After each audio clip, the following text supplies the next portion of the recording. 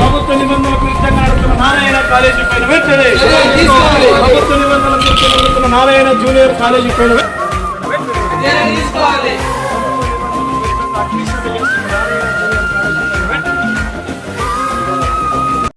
Labs లేవు, ground లేదు. అలాగే నారాయణ కాలేజీలో పీటీ సార్ లేడు.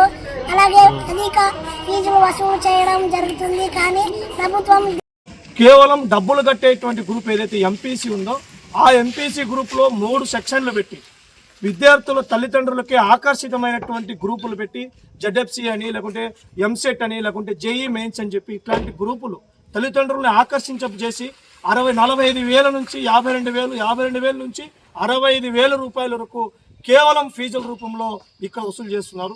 దీంతో పాటు ఇక్కడే పాఠ్య పుస్తకాలు, ఇక్కడే మెటీరియల్ కొనాలని చెప్పి 8,000 నుంచి 12,000 రూపాయల వరకు అదనంగా ఈరోజు పాఠ్య పుస్తకాల పేరుతో ఇక్కడ వసూలు చేస్తున్నారు.